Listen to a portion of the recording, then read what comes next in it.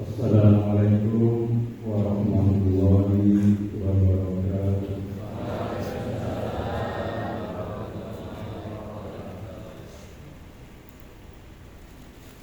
A'udzu billahi minasyaitonir rajim.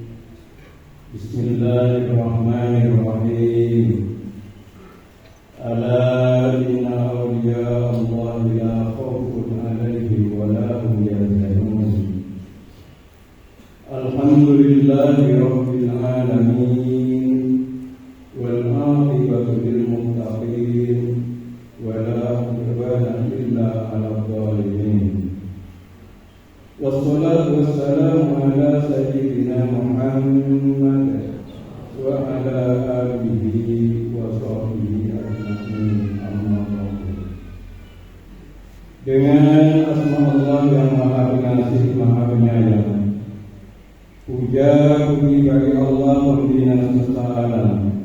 Salawat serta salam semoga dilimpahkan kepada junjungan alam Nabi kita Nabi Muhammad sallallahu alaihi wasallam beserta keluarganya, sahabatnya serta aulia Allah dan para pengikut beliau dari dahulu sampai sekarang dan pada masa-masa yang akan datang. Maka ini sebelumnya Manaqib Sultan Aulia Syaikhul Qadir Jailani Qaddasallahu sirrahul aziz memetik dari kitab Tafriqul Qadir di mana Manaqib Syaikhul Qadir dan dari kitab Uqudul Laili di Manaqibul Jaili.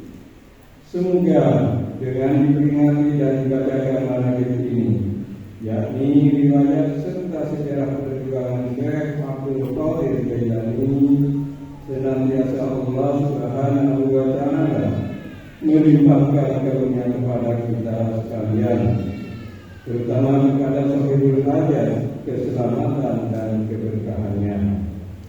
Semoga dimudahkan rezeki yang halal dan senantiasa kita dijauhkan dari malapetaka, malapetaka, dan selalu melimpahkan keselamatan, kesejahteraan dalam keridhaan Allah yang Maha Esa.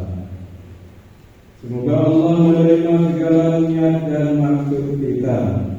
Semoga dimudahkan urusan kita, baik yang berhubungan dengan dunia dan akhirat. Amin ya rabbal alamin. Adapun di antara Manaqib Syaikhul Qadir Jailani sebagai berikut.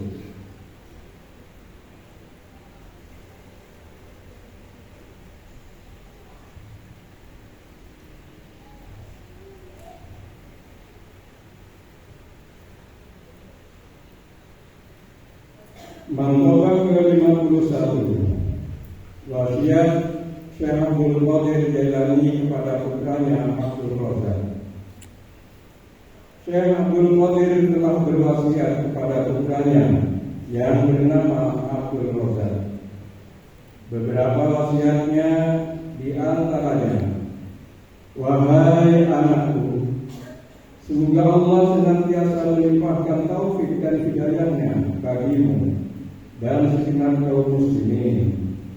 Wahai ananda, ayah berwasiat, bertakwalah kepada Allah, pegang syarat dan laksanakan dengan sebaik-baiknya, dan pelihara pula batas-batas agama.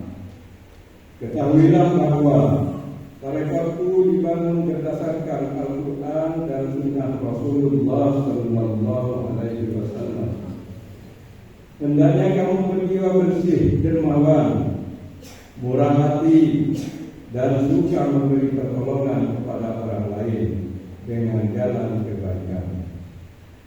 Kamu jangan bersikap tegar hati atau berlaku tidak sopan. Sebaiknya kamu bersikap sabar dan tabah menghadapi segala ujian dan cobaan serta musibah yang dihadapimu. Hendaknya kamu bersikap suka mengampuni kesalahan orang lain dan bersikap hormat pada sesama ikhwan dan semua fakir miskin. Jaga dan pelihara olehmu kehormatan guru-guru, dan berbuat baiklah jika kamu bertemu dengan orang lain. Beri nasihat yang baik bagi orang-orang besar tingkat kedudukannya. Demikian pula bagi masyarakat kecil di bawahmu. Jangan dibiasakan suka berbantah-bantahan dengan orang lain, kecuali dalam masalah agama.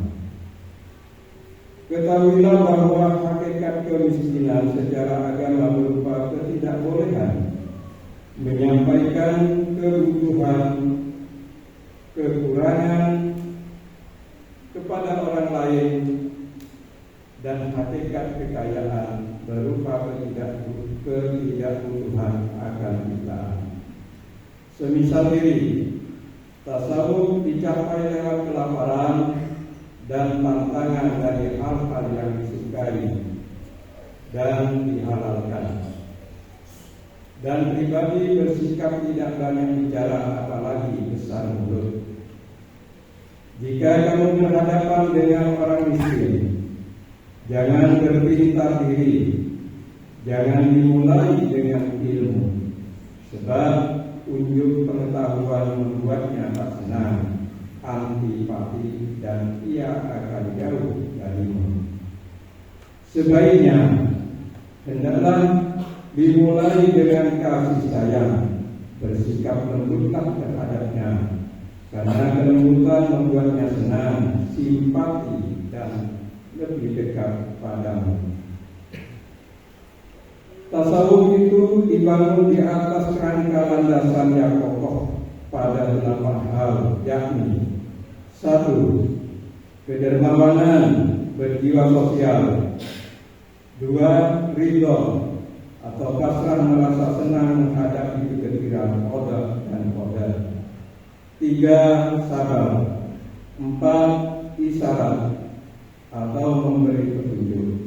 5. Mengembara atau melanglang buana. 6. Berbusana wol atau bulu. 7.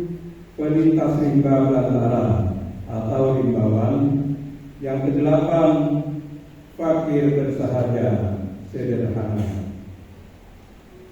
Ke-8 nilai orang itu telah dimiliki oleh 1. Kedermawanan Nabi Ibrahim alaihissalam.